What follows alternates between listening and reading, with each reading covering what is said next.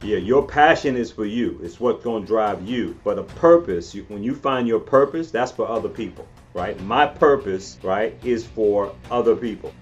It's not the critic who counts, not the man who points out how the strong man stumbles or where the doer of deeds could have done them better. The credit belongs to the man who is actually in the arena, whose face is marked by dust and sweat and blood. Welcome to the Men in the Arena podcast, where we interview specialists in the realm of manhood. Each of our guests is an expert in their chosen field or cause as it relates to men.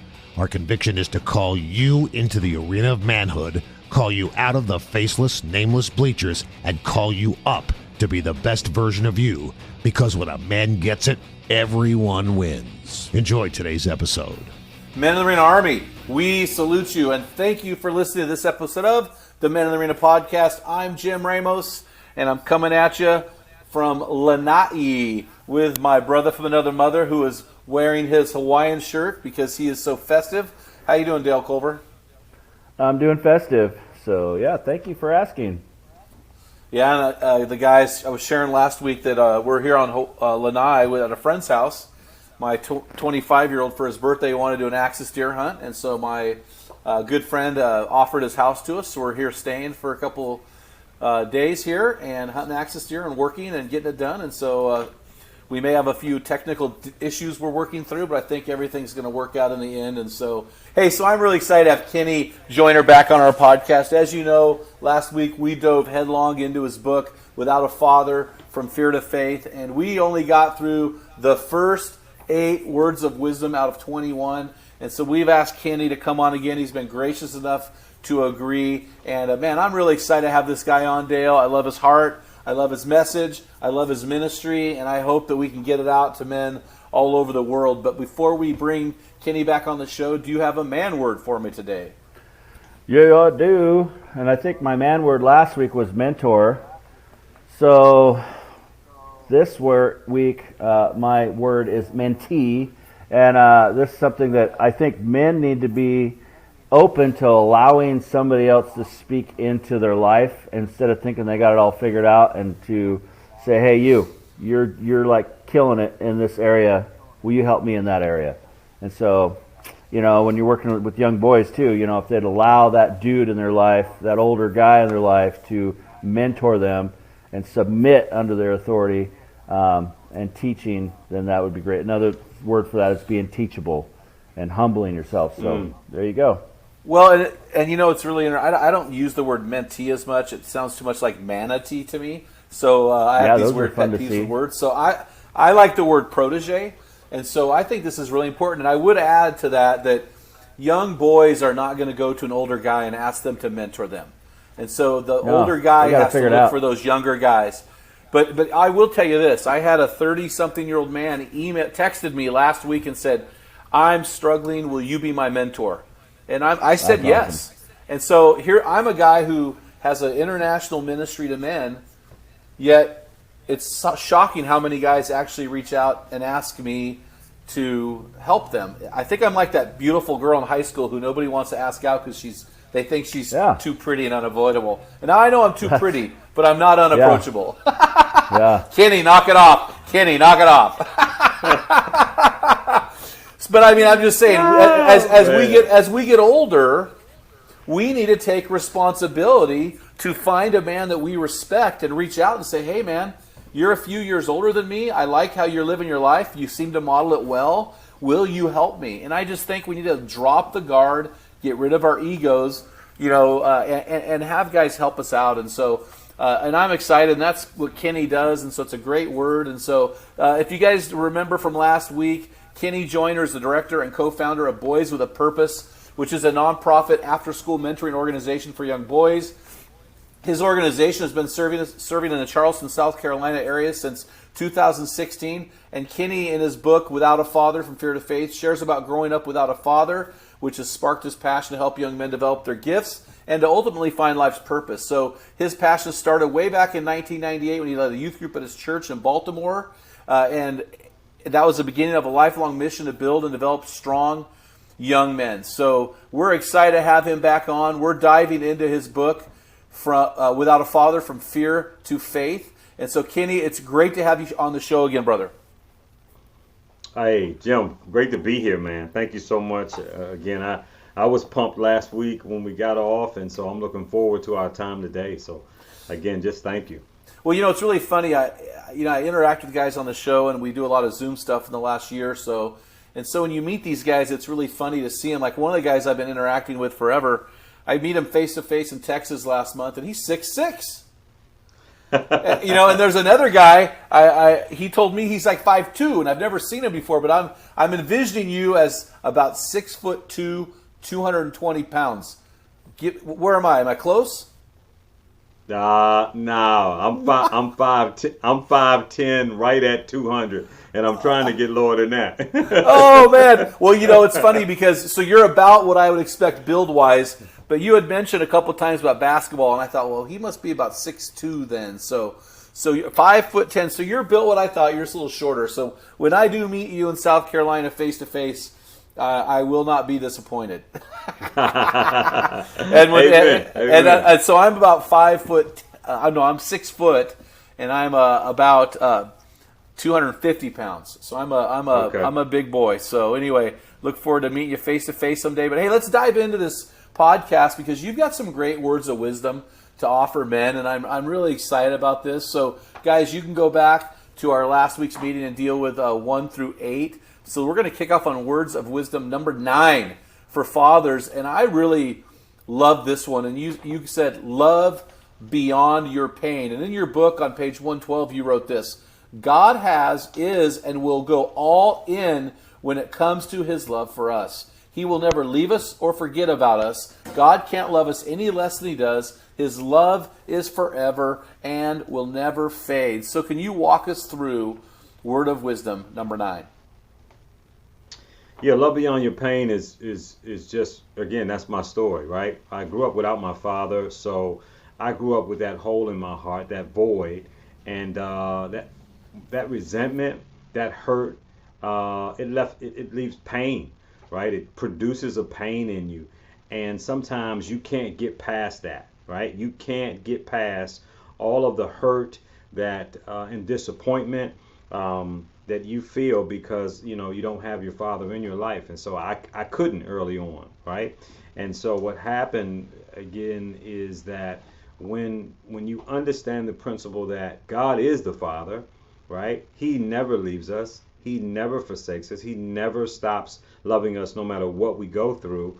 Then and you take on that mentality, then you know that it doesn't matter what circumstances you are. It doesn't matter what your situation is. You have a Father in heaven that loves you, cares about you, and is going to be there for you through whatever difficulty and pain that you go through. So that's what love beyond your pain, and you have to be able to get over that pain. A lot of us, we talked last week about just if you carry that pain, then that's the cancer that eats you away, right? And if you keep carrying that pain, right, you will never be able to grow or develop that relationship. And so if you can mend with your father and get past that pain, I would encourage every man to do that, because otherwise you die with that regret, and the hole is even bigger when you die with regret. Well, it's interesting, Kenny. Next week, we're having a guy on our podcast. He is the president of NCMM, National Coalition of Men's Ministry, which is the largest coalition of men's ministries in the world. And I think that you're a member of that now, correct? I think yes, I am. Are. So, congratulations on that. But listen to this story, Kenny. He's telling his story next week. His dad was married 15 times. And was actually sentenced to death on death row. He was on death row for years and was actually exonerated.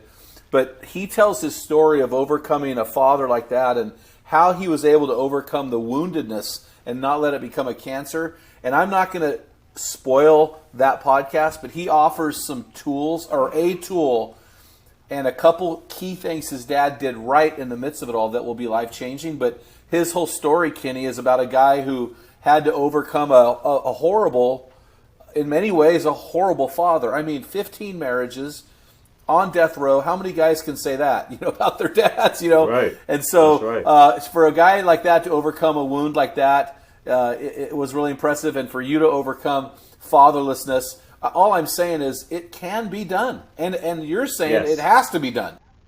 Yes, absolutely, absolutely. If we're going to really turn the tide in this country and balance the scales, we've got to be able to overcome that. And we've got a blueprint already for it. It's going to take men like you. It's going to take real men to actually get in the arena. We talked about getting in the game last time, right? And so I'm not really concerned about people who are on the sidelines talking. I'm concerned about people who are actually in the game doing the work. And so I'm definitely going to be tuned in next week, but I'm also tuned into you, and I so appreciate what you're doing because you've been in this game for quite some time, and it's clear that you're making a difference. Thanks for doing that. Thanks for affirming me, man. I appreciate that. Teddy Roosevelt in his speech, Citizens in the Republic, we call it the Men in the Arena speech, he said, the credit belongs to the man who is actually in the arena. And so our whole message is to partner with guys like you who are in the arena and call men who are listening out of the anonymous bleachers and into the arena, because when a man gets it, everyone wins. And Kenny, you're case in point. And we have to get. I love you. You're so matter of fact about your statement, though. You're like, a man just has to get over that, and that's true. We've got to find a way to get over it, because at 40, at 35 years old, we can't blame anybody anymore. It's our life that we have to live. And so I appreciate your matter of fact and your directness, and I agree 100%. Figure it out, guys. Find a way, but you've got to get over this stuff, and because you've got family and you've got children and a wife who are depending on you. So yeah, I appreciate that, man. So hey, word of wisdom number 10, and I love this because this is something I think is critical for men, especially Western men, especially men in these first world type of nations. We have to understand this. And you said the word of wisdom number 10 is don't worship money. And you added in your book that worship is made only for one person. Can you elaborate on that? Well, I think what happens is, and that's where we have, and this is a piece that I'm getting ready to do, we've dropped a baton with these I would say the last two generations. Agreed. We have pushed ourselves to acquire stuff and things, but we have not poured into them enough equity so that they can be able to sustain us when that time comes and take us beyond, right, where we are. And so when you fall in love with money, when you grow up in poverty, and of course, I grew up in poverty, you seek after those things that you don't have, right? And you seek after them, and they become your God. They become what you worship.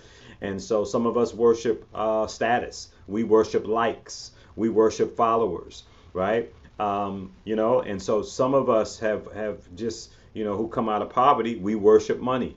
And I found that there were a lot of guys around me who were worshipers of money.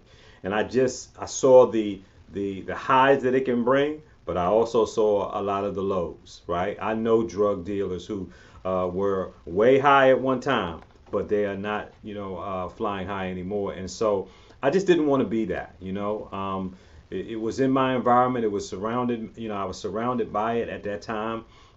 But I just believe that there was something more. And if we can get young people to learn early, especially our young males, that you can't worship money. It's a tool to be used, right? Not an entity to be worshiped. And so you must instill that. That has to be taught, right? You don't just get that when you get money, right? Because when you do get money, we know it only personifies and accentuates what's already in you, right? So we just want to make sure that, and I just want to make sure that you teach that that principle of not worshiping money. Well, and I'll add this. I'm at a home here on Lanai that's it's Zillowed at about $2.5 million. But the guy who owns this house gives about half of his income away. So we're not saying don't have money. We're saying don't worship money. Now, I will say this. Guys like you and I, Kenny, who are who have passion for a nonprofit type of area, we may have hundreds and thousands of followers. We may have people from many nations following us. But what people don't realize about guys like you and I is we don't have wealth the way the world sees wealth. We have wealth in purpose. And in your book, you wrote something really powerful, and I want you to build on this. You said, purpose is greater than money. This is on page 120, Kenny. Purpose is greater than money. Money must be used for its intended purpose. Only then will you be able to master your money problems.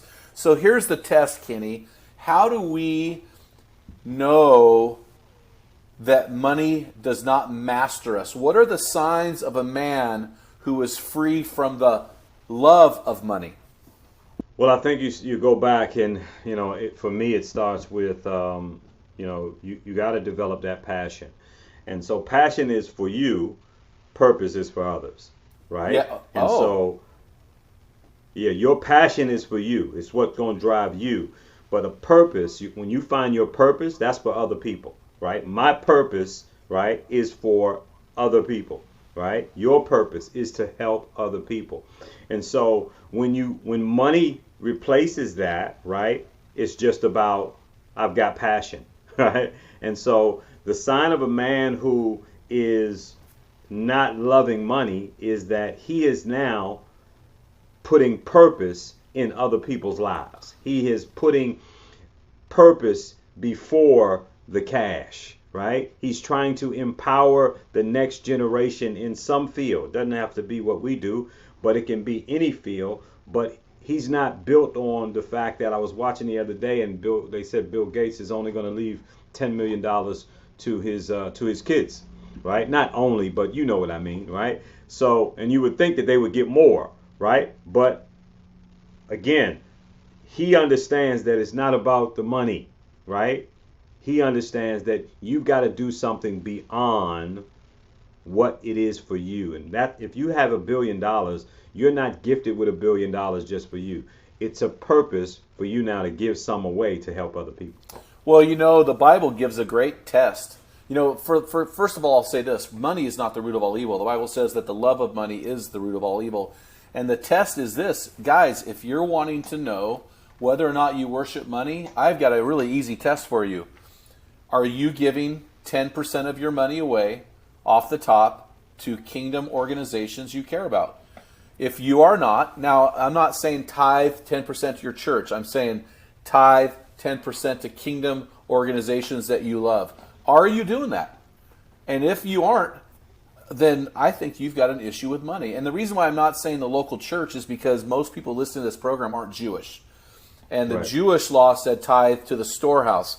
But under the New Testament law, that was never ever taught once. And the only time the word tithe is taught in the New Testament, Jesus is rebuking the Pharisees for tithing and how they tithe. So I don't want guys to think they have to give their first 10% to the local church. I just don't think that is a New Testament principle. But if you're Jewish, go for it. You know what I'm saying? But are you holding money loosely? Are you giving money away? Are you doing that? So if you're hoarding money under some weird excuse, then I would say you've got a problem with money. Am I right on that, Kenny, or what are your thoughts? No, I would say definitely that, because again, it's the tool to be used, right? Not an entity to be worshipped. And so if you have enough for you, you have enough for your kids and their kids, and you're hoarding that kind of money, because it's really a resource, right? Yeah. It's a resource. And so you want to be able to not only take care of your family, your extended family, but now if you've got enough resource to help somebody else, right? I think we should, right? That's one of the questions we ask our young men. Like, if you can do better, should you, as a man? All right, well, hey, I think we kind of got our guys by the neck in a stranglehold about money. And so I think we'll let them go right now a little bit, because guys get really weird about money, and I've never gotten weird about money because money's just never been a factor for me. But I think sometimes when guys get really weird about talking about money, I think it could be an issue for guys. So anyway, hey, word of wisdom number 11 for dads is this, and this is so good, man. Transform your thinking. And in your book, you wrote this on page 140. You must change the way you think to develop a different outcome for your life. So I'm going to reread that because I think that's huge. You must change the way you think to develop a different outcome for your life. So this means that anyone You continue. This means that anyone who belongs to Christ has become a new person. The old life is gone, the new life has begun. And of course, you're quoting 2 Corinthians 5:17. But I know that you know Romans chapter 12, verses 1 and 2 by heart. So how does transforming our thinking help us to not be conformed to this world? Well, again, as you just said, coming from where I come from, there was a continued way of thinking, right? This is how we do it. This is how it has been done. And if you deviate from that, then you'll be an outcast, right? And so transforming this right here to say, I don't want the life that I am surrounded by. I don't want the experiences that I've had thus far, domestic violence, being set out, different things like that. I want to transform my mind, and I want to go to a place where I'm prosperous, right? I'm valuable, and I believe that.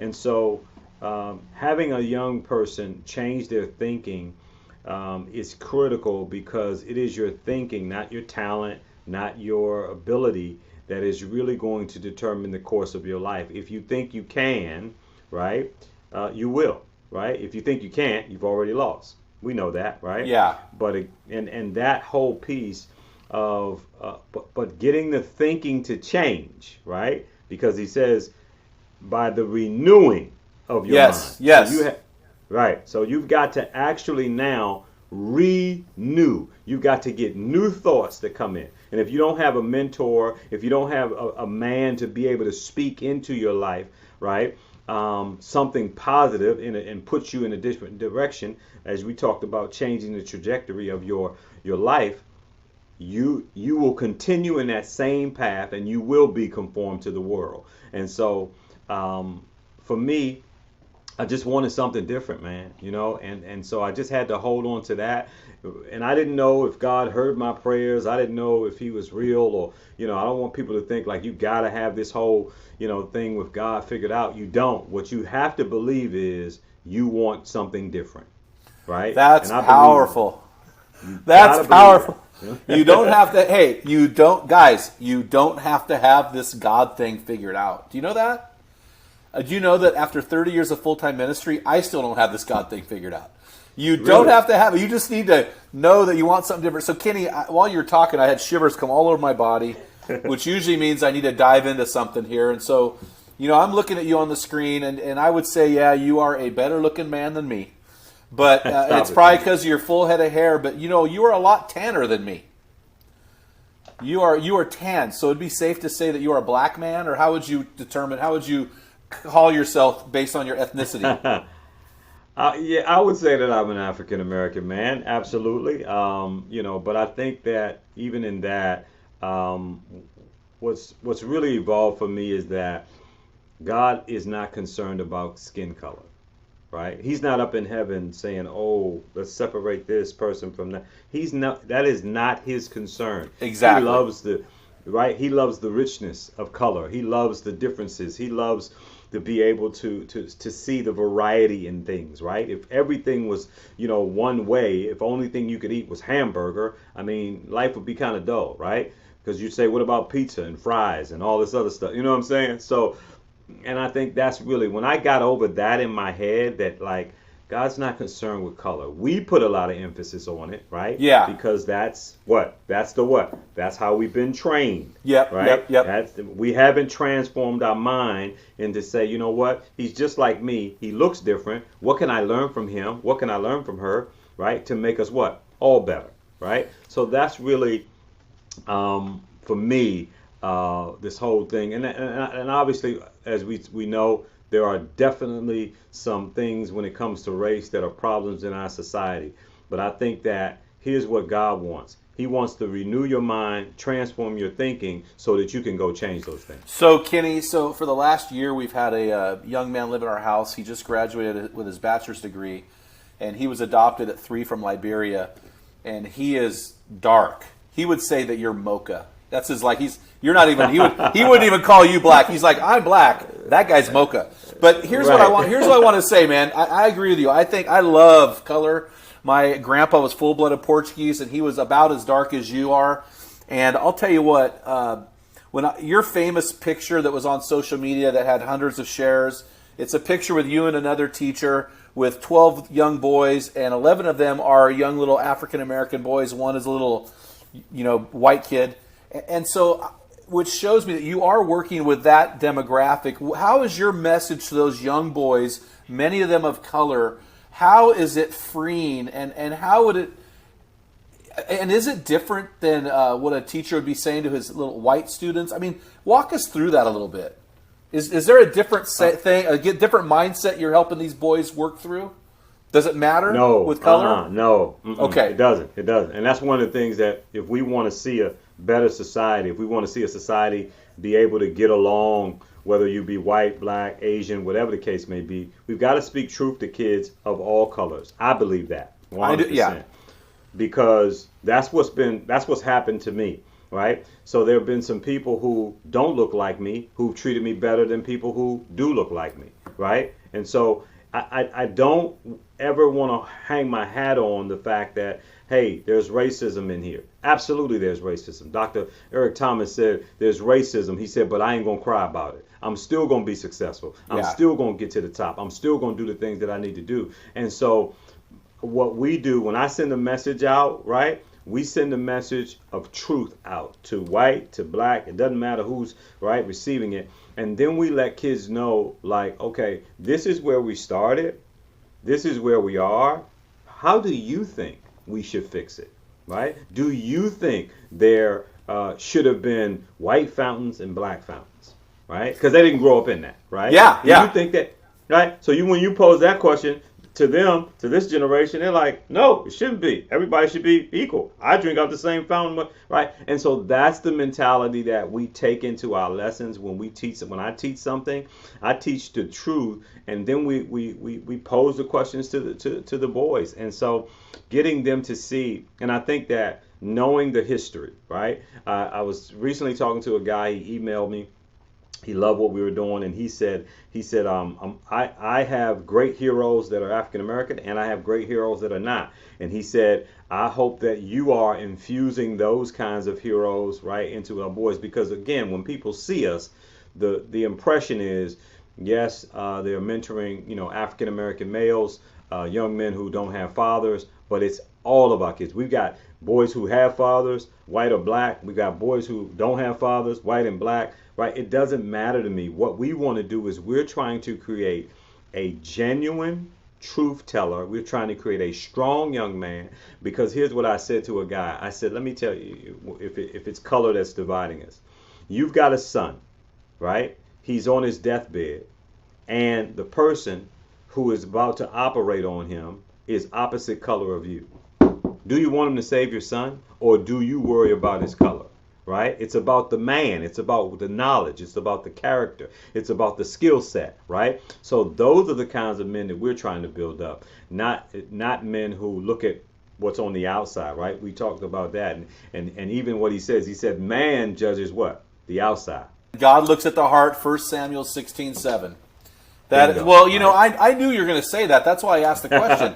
Because we are about, as followers of Jesus, we are about truth. And here's the thing I know, bro. 2 Timothy 3:12 says, for the godly in Christ will be persecuted. And you and I are brothers, and you and I are on the same team. And you and I are going to be persecuted, not based on our color, but based on our faith. And if we are not united in faith and truth, we are a house divided. And so I really appreciate that. Which goes to number 12. Word of wisdom number 12 for fathers is this. And this is actually Robert Lewis in his book, Raising a Modern Day Knight, defines manhood as several things, and the second thing is accepting responsibility. And so in your book you say number 12 word of wisdom is be responsible, and you continue writing and you said, if you are going to be a king, you must be responsible. Many men walk away from their responsibilities as fathers because they have not been trained in the importance of being responsible. You must take responsibility for who you are and what you do.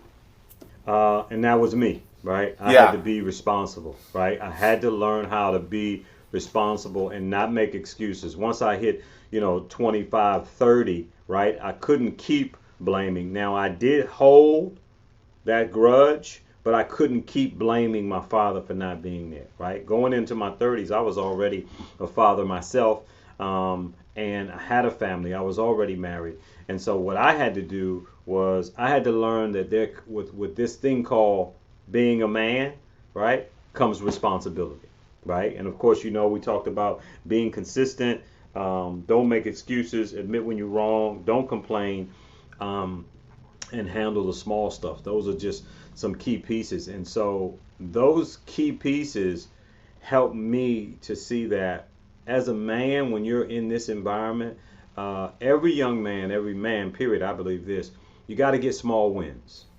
Right? Yeah, absolutely. And you got to get some small wins to give you some kind of momentum. And so if you can get a small win. So this morning I had a small win. I did my 100 push-ups, right?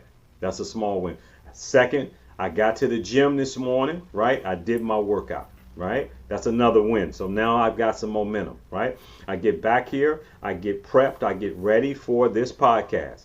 Another small win, right? And so I'm just creating momentum in my day. And so being consistent, not making excuses, right? We know that when you make excuses, they only sound good to the person that's giving them, right? So just teaching those real characteristics of what responsibility actually looks like. If you say you're going to do something as a man, you do it.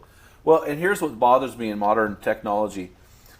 There are a lot of guys out there that think it's okay to not respond to a text or not respond to a phone call. I'm like, dude, I have a guy right now who I was vetting for a national team captain that he may not be one because he just won't respond.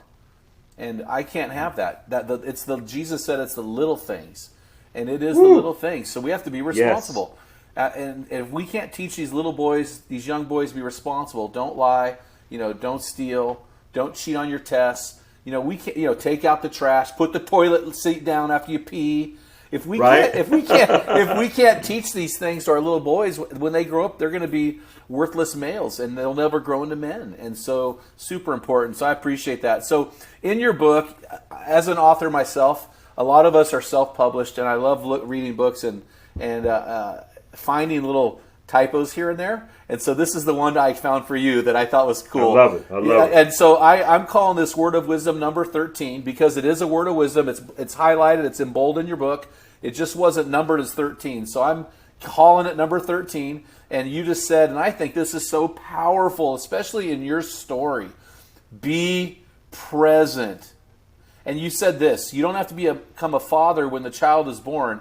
You become a father when you accept your role as a man who is walking in the awareness of who God designed you to be. And then you continue and you say your presence represents an assurance for your children that can only be given by you. And then you wrote, be present. I can't articulate enough how powerful. Honestly, parents come in all shapes and sizes and colors and qualifications and education, and some of us are great in some areas and weak in other areas. But you know what? I think that those two words, Kenny, may be the most important two words that you could speak in the book. Can you articulate what's going on here? Well, here's how you come to that conclusion, and I want everybody to understand that. You get here because you fail, right? You fail because, and we learn from our failures.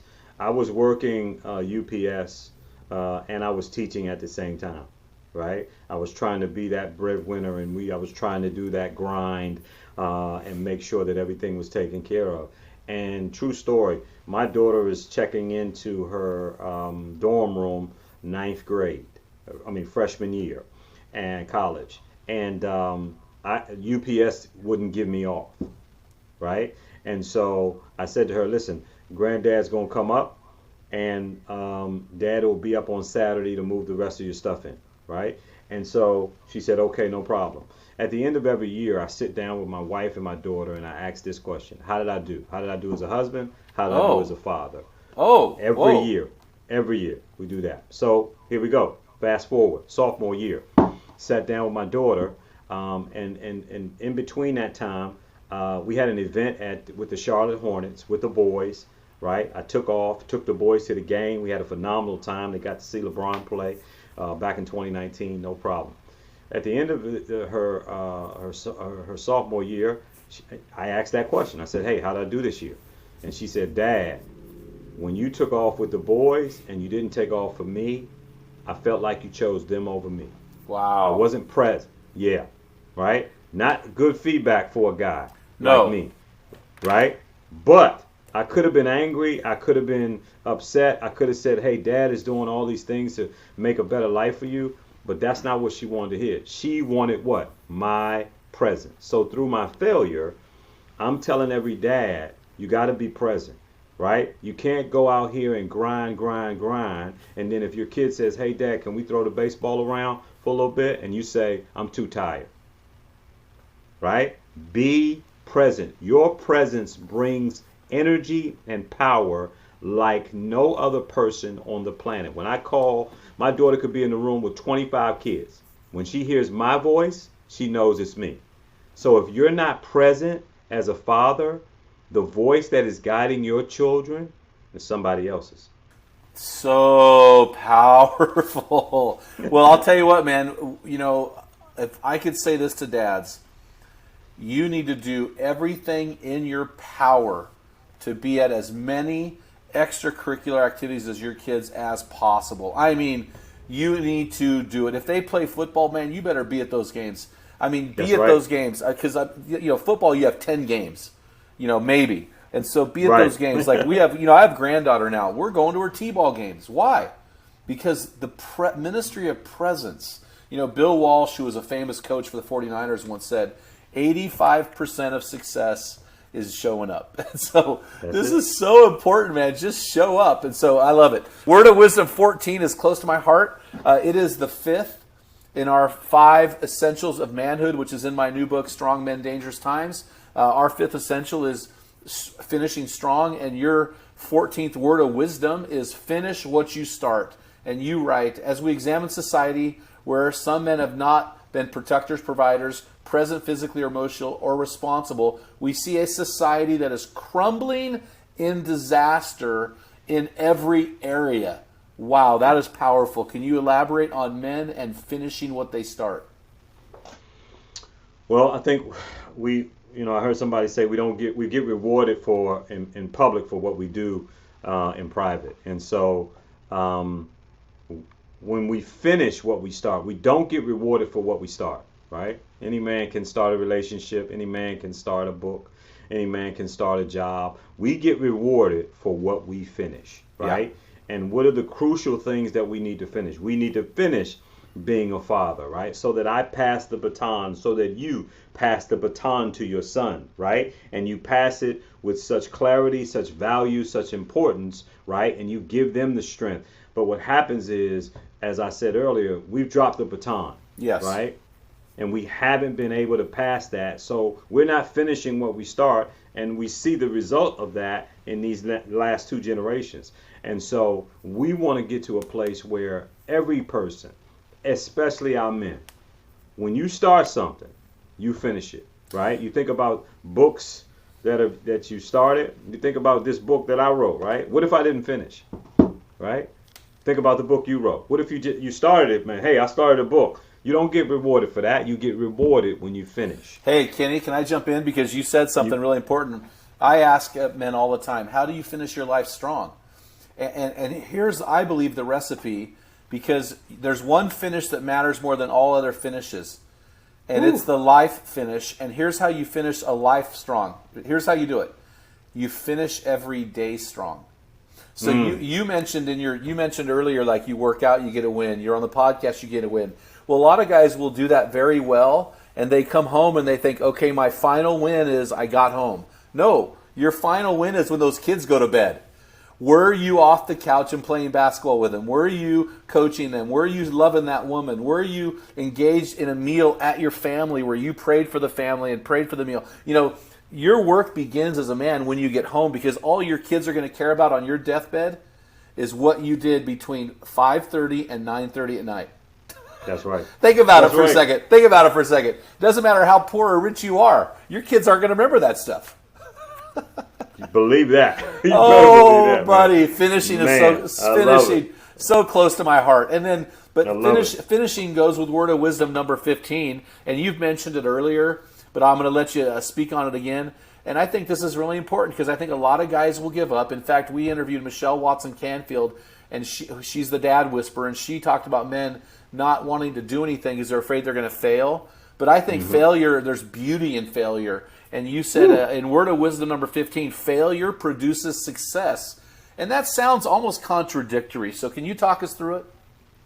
Right. So every failure, we've learned that it puts you closer and closer to the win. It puts you closer and closer to success. Michael Dyson, who created Dyson vacuums, they said he failed. We have one. 11. Yeah, right. They're the He best. Failed. I know, right? Yes. But he failed. He failed 1,100 times before he hit with that patent Wow. that produces the vacuum now. And I said to myself, I don't think I've ever failed at anything 1,100 times. No, Right? no. I would just give up. Right. Yep. So what we want to make sure that kids understand and the men period understand is that every failure, every business that's been started failed. Twitter was dead for 2 years, right? Then it blew up, right? So everything goes through that process of failure before you can actually produce success. Kobe Bryant, right? Terrible jump shot when he got into the league, right? But again, through that failure, 5 rings. LeBron James, 10 finals, 4 rings. Michael Jordan, right? Cut from the team. Well, yeah, his high school team. And hey, I was going to ask you because you're from South Carolina, so of course you know Michael J. How about that Nike commercial? Remember that Nike commercial? I love that commercial. Oh man, I love that commercial. Tell these young bucks about that commercial.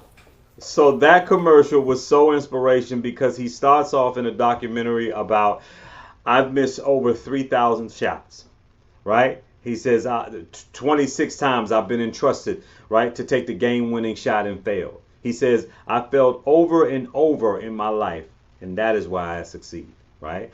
I can't tell you how many times I used to watch that commercial growing up. You know what I'm saying? For real. That's what this generation has to go back and Google that one for real. So well, that story, that commercial is in my book, my new book, Strong Men, Dangerous Guys, because I just thought it was so powerful. Abraham Lincoln, he's my 7th cousin. If you track his history, man, what a failure.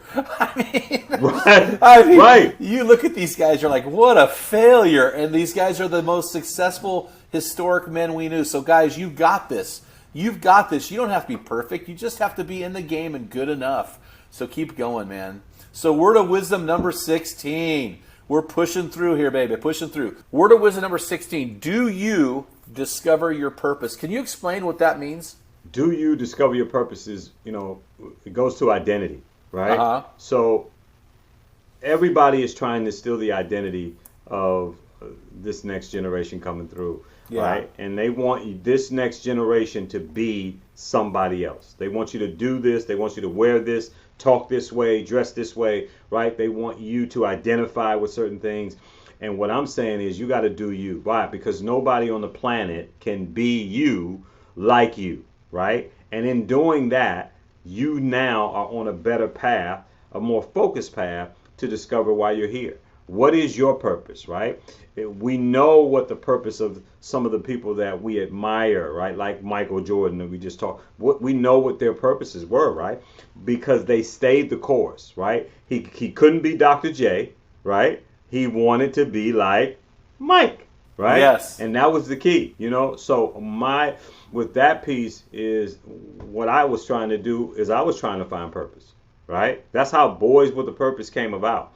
When we first started out, we were calling it the Gentleman's Club. And then I kept saying, nah, that's not a good fit, right? So what was happening in my life is I was trying to find my purpose. And that's when the name just came, Boys with a Purpose, right? And so that's really where it came from. And so I'm just saying that now that, remember what I said earlier, your passion is for you. Your purpose is for others. Well, you said it best, man. Guys, Guys, listen, scratch your own itch. I mean, what is it that wrecks you? What is your Popeye moment? Remember, it's all I can stand. I can't stand this more. Here's the deal, guys. Guys, your mess is going to be your message when you allow God to fix it. So, Kenny, on page 183, you said something I thought was really powerful and noteworthy. You wrote this. When you walk in purpose, you become the very best version of yourself. You must become who you were designed to be. You are not a mistake. If you trust the designer, he will give you clarity and a vision for your destiny. Listen to this, guys. God wants to give you a rich and satisfying life. That's probably a John 10:10 quote. Then you said this, Kenny. This is powerful. Don't die with an unopened gift inside of you. Whoa! Talk to me. Well, the unopened gift came out of a lesson I actually did in the classroom, right? And I placed just boxes, like little gift boxes, right, on the table for all of my students, right? And I said, each of you already has a gift inside of you, right? Now, you can choose to open that gift, or you can open the gift that's on your table. Totally up to you, right? So, now, inside the gift box, right, was nothing. There was nothing in that box, right? So when they open the box, they're like, oh no, Mr. Joyner, what's going on? I was like, listen, the gift inside of you is more valuable than anything that I could give you. Anything that I could give you. You know what I'm saying? I'm stealing that. I'm stealing that. Yeah. We all have a gift, man. And when I opened up my gift that was inside of me, that's when everything changed for me. That's when my life took off, right? And then I had to craft that gift. I had to hone that gift. I had to practice on that gift. And so if your gift and my gift never gets open, what happens to the people around us, right? Man. So I don't ever want to die with an unopened gift. And I want every person that I come in contact with, I'm trying to get that gift out of you. Well, right? I'm always telling people, leave it on the field. The greatest tragedy in life, Kenny, is for a man to die with potential. Woo! Right? I mean, what you're saying is, if you die with that gift not fully unwrapped, you're dying with potential still in you. You haven't left it on the field, and you've wasted the gift. I mean, maybe you and I should partner up, and we'll write a book called The Gift. Don't waste the gift. That would be really, really fun. That would be really, really fun. Yes. So, man, don't waste the gift, guys. Don't die with potential in you. Get off the field. Leave it. It's like that game with I'm a Lakers fan. When it must have been 1981, the Lakers. I think it was Lakers versus Sixers World Championship, or it might have been Celtics. But Kareem Abdul-Jabbar was out, and was it Michael Jordan? It was Michael Jordan. It wasn't Magic Johnson. Played with a fever. Remember that? He played with a high fever and scored like 40 points. Yeah. I'm like, man, we just got to suck it up. And Michael, you know what it was? When Magic Johnson played center for the Lakers in their championship game when they beat the Sixers, I think a 4-2 series. And he played at center when Kareem Abdul-Jabbar was out. But either way, man, we've got to be willing to suck it up and leave it on the field and die with no potential left in us. And so, hey, Word of Wisdom 17 says, know and develop your self-worth. And I'm going to read a quote from page 90 where you said, quote, develop ways to use fear and anxiety for your benefit. No matter what you've done or where you've come from, God wants you and I to always remember that we will forever be first class. Well, you know, there's a chapter in the book called, obviously, First Class. And here's where that comes from. I'm sitting behind first class, you know, like the row right behind first class. And they close the curtain, but you can see through the curtain, right? Yeah, uh-huh. And, right? You can see through. And I'm just looking at it, and I'm like, when I got on the plane, right, I was thinking to myself, man, when am I ever going to fly first class, right? So I'm sitting right behind first class. I'm looking, and I'm thinking to myself, like, they're not really getting more than I'm getting. 1, 2, they're going to get there the same time I get there. Right? Yes, yes. They're gonna get there the same time I get there. They paid more for their seats than I did. And then here's what happens. I get off to my connecting flight, right? And before I get on the plane, the lady says to me, sir, we had to change your seat.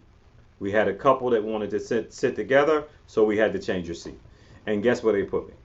First class, right? And that just got all the way, he just trying to remind you and me that you're already first class, right? You're already first class. You have a self-worth. Why? Because it doesn't come from the world. I gave you self-worth, right? When I died for you. When I put you here on the earth, I gave you a self-value that the world can't touch. And you got to see yourself like that, right? Even when you're not there, right? Even when you're not a millionaire, right? You got to think like a millionaire, right? Yep. Even when you're not valuable or you think you're not valuable, you got to go into that job interview like, man, I'm about to kill it, right?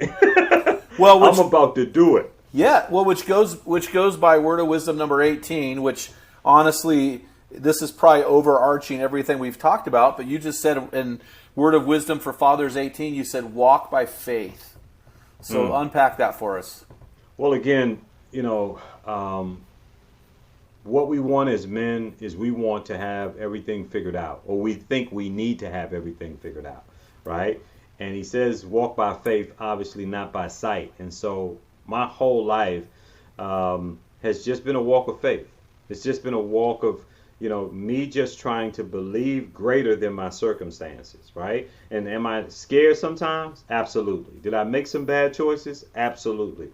But walk by faith and believing that everything, watch this, is going to work out for you. Here's what I used to think. I used to think this. I'm doing well, but something's coming that's going to knock me. Yeah, we think that way, right? Yeah. If it ain't one thing, it's another. That was like the recurring thing, And so I don't think that way anymore. I think, yes, like God is going to work it out for me. It is going to work in my favor. I am going to be able to, accomplish my goals. I think like that, right? And then when hurdles or obstacles come, right, I blow right through them, right? Which really goes along with Word of Wisdom number 19. And Word of Wisdom 19 reminds me very much of Word of Wisdom 15. Word of Wisdom 15 is failure producing success. So because of Word of Wisdom 15 and because of Word of Wisdom 18, walk by faith, Word of Wisdom 19 is play until you win. And you wrote in your book, it's not over until God says so. Whatever you don't destroy will eventually come back to crucify you. You must grow to a place where your past doesn't come back to choke your future. Yeah. My mentality, sometimes my wife says, you're too competitive, right? And yeah, she always says that, like, you're just too competitive. One of the reasons why I didn't push my daughter to play sports was because I didn't want to be that dad, and ruin our relationship. And so, but I will play until I win. I will play cards until I win. I will do whatever I have to do because I believe that resilience, that tenacity, that push, right, that drive is going to get me through. Not because I'm so great, but because the God in me says you can do it, right? I'm always, and I've been battling with this my whole life. Am I good enough? I've been battling with that my whole life. Am I good enough? And so whenever that fear comes, that anxiety comes, I play until I win. Well, it's funny. I think every man has that demon inside saying, do you have what it takes? John Eldridge in his book, Wild at Heart, said that's the question men ask more than any other question. But here's what, and I'm going to show you this inspires me because my life mantra, I have this life mantra, and it'll probably be my tombstone. And here's what it is. You don't have to be the best. You simply have to outlast the rest. And and when you play to win, it's like marriage. My wife and I have a great marriage today, and it was the worst marriage you've ever seen in the early days. But we were stubborn, we were committed, we were destined to make this marriage work or suffer trying, and God redeemed it and made it a beautiful relationship. And that's what we're saying, guys. We're saying, guys, play until you win. stay in the game until no one else, be the last man standing. If you're committed to your kids like that, if you're committed to your marriage like that, if you're committed like that, guys, you are going to be a man who dies with no potential left in him. And that's what Kenny's saying in his book. So I really appreciate this, Kenny. So, hey, word of wisdom for fathers, number 20 is, and Kenny, this goes right along with playing to win. This goes along with our whole theme here, and it's leave a legacy. And so talk us through that word of wisdom 20. Well, I think that, that's what we all want, right? We want to leave a legacy for the next generation. We want to leave a legacy for our kids. And I think that, your 20s, you're trying to figure it all out, right? Yeah. And once you find out your gift, and in your 30s, you're trying to practice and hone that. Then your 40s is when you get to benefit from that, right? And then when you get to 50, what you want to do is you want to be able to have it in such a way that you can pass that over to your kids, the next generation. And I've always wanted to leave a legacy of that, not that the world would be proud of, right? I want God to look down and be like, man, like, I am so glad I made that guy. Like when he was bragging on Job.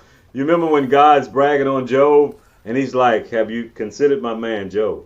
I mean, blameless, right? Upright, And I'm like, man, he's bragging on this guy. I want God to look at my life and be like, look at that guy.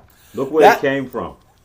It's funny. I'm thinking of two other verses. There's a verse in Acts chapter 7, verse 56, where Stephen, the first martyr's dying, and he looks at Jesus standing at the right hand of God. It's the only time in the Bible that Jesus ever stands. And I thought, man, I want to live my life in a way to make Jesus stand and give me a standing ovation.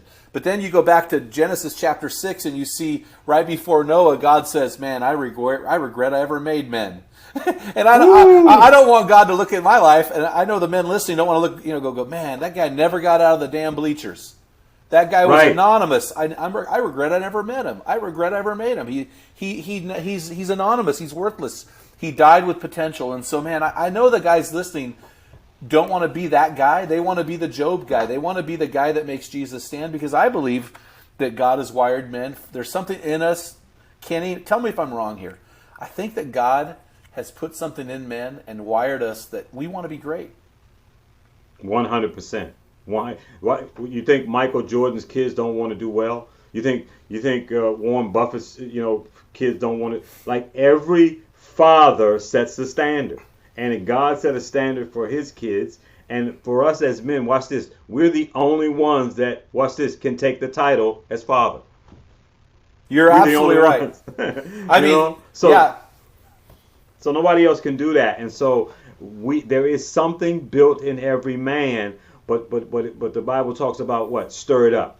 Stir up the flame, right? And you got to stir it up. I know that there's a scene where he talks about, like, there's a war going on, and he says, you know what? I'm going to hold on to you, right? Until I get what I'm supposed to get, right? And so we just have to embrace the struggle. We have to embrace some of that pain, right? But man, on the other side of this thing, right? Life is so much sweeter.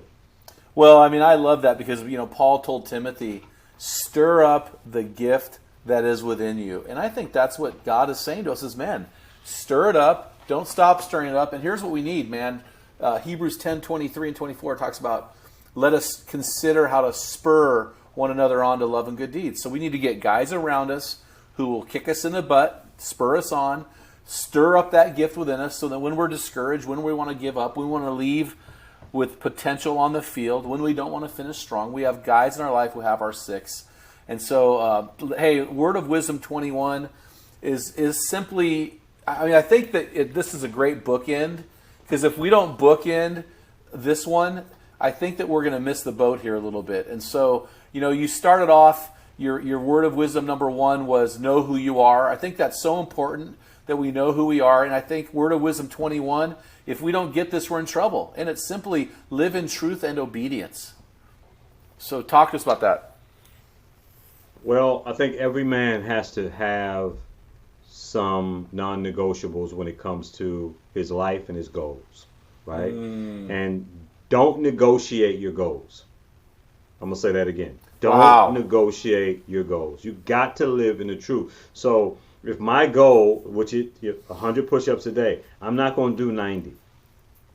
Right? I'm not going to do 95 and call it, right? Because when you start negotiating your goals, right, then 90 becomes 80, 80 becomes 50, and then before you know it, I'm not doing them, right? And it's the same way when it comes to your character as a man, the integrity, the responsibility as a man. You don't negotiate your integrity.